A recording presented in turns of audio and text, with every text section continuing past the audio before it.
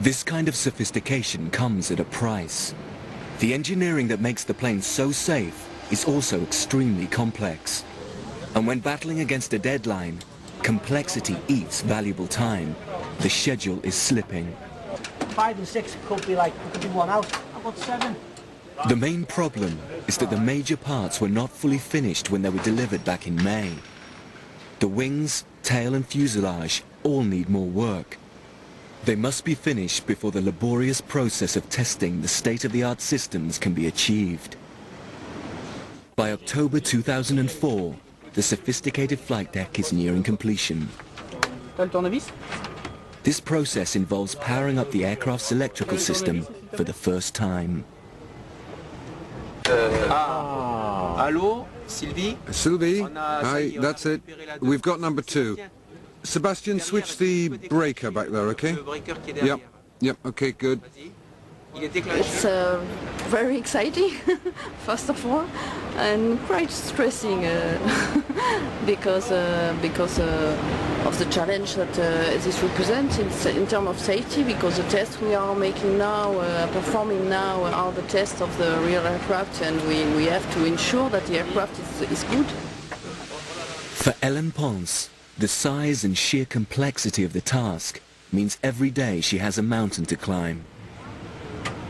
Every single wire is tested after assembly to verify that all the connections are correctly installed, connected to the right extremities, and that we can perform the function of the aircraft without any problem. By now, there are 3 A380s under construction in the vast equipping hall. Around £500 million worth of aircraft under one enormous roof. By 2008, when production is running at full speed, a brand new plane will leave this hall every week. This is a big bucks business, and Chief Commercial Officer John Leahy is determined that the project stays on schedule. Getting the airplane out on time is critically important. There are significant penalties that we would have to pay to each customer if we delay his aircraft after a certain grace period of, I don't want to say how long, but a certain grace period involved in every contract. The penalties for late delivery run to hundreds of thousands of pounds a week. Christian Polite is the engineer in charge of the tail fin, known as the vertical tailplane, or VTP. The fitting has not gone smoothly, but finally it's time to install the last piece. It's a camera that gives the pilot a bird's eye view from the very top of the fin, some 75 feet up. Right now we are going up to the almost to the very top of the vertical tailplane in order to install the last component which remains on the VTP still left. Yeah? You can easily see that this part is only screwed to the structure by, I guess, 20 screws around, and it has to be connected to the electric system via these 2 little connectors.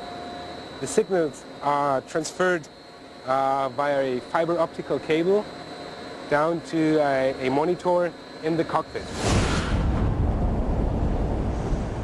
Here at the Airbus factory in Stade, Germany, back in February 2004, Christian oversaw the final construction of the largest carbon fiber fin ever conceived. The ambitious scale of the production process meant there were always going to be problems. We started with a schedule which allowed us to assemble the first fin within a reasonable time, but in fact we encountered problems which delayed the time for the assembly, and to worsen the situation, the lead time was shortened. So we ended up with a lead time that was nearly half of the original lead time we planned. Although the fin was delivered on time, Christian's work was not finished. The fin was delivered with so many jobs left to do that he had to move to France to continue the work. We came here, thought we have a good planning, we have a good time schedule, we have everything on hand, but it wasn't like that. The moment we started working, we had to change each and every point. The planning was upside down, and so we had to start to work. So that's the way you can find the way through the jungle. Yeah. Now though, as the screws go in on the camera, the end is in sight. It's a good sound. That means the screw is in.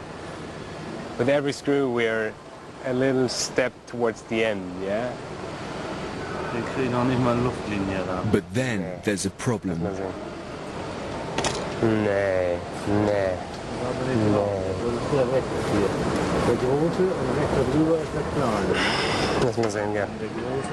The fiber optic cable is too short to reach the camera.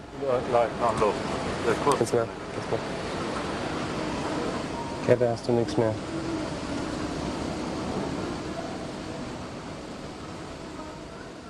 The connector is here, and the cable ends here, and we have to have another 1 centimeter, about half an inch, which is the cable too short. I mean, but these are, yeah. Despite the setbacks, in other areas things are going to plan. Now they can begin mounting the engines, one of the most impressive and expensive single parts of the whole aircraft. Together, 4 of these giant Rolls-Royce Trent 900s cost nearly £36 million. That's the same as 4 tons of solid gold, a quarter of the cost of the finished plane. Flight testing began back in May 2004, when the new engine was bolted onto an Airbus A380, a much smaller airliner. It dwarfs the other engines.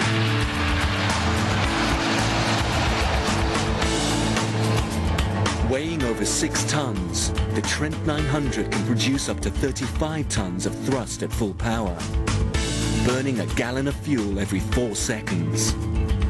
These early tests proved the engine at altitude, but there's a much, much tougher test to come. Here in Hucknall, Nottinghamshire, another test engine will soon be a smoking ruin, deliberately destroyed as part of a dramatic and crucial safety test. Every few years, a fan blade will fail in a jet engine somewhere in the world. A rare but violent event that must not put lives in danger.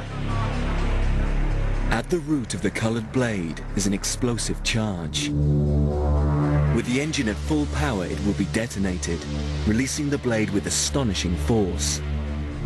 Whatever happens, the blade must not be allowed to burst out of the engine, where, in real life, it could do serious damage to the rest of the aircraft. In a room 200 yards away, watching via a video link, are 25 key personnel, each hoping the test goes as planned. In the split second the blade is released, the engine must successfully contain an enormous amount of energy.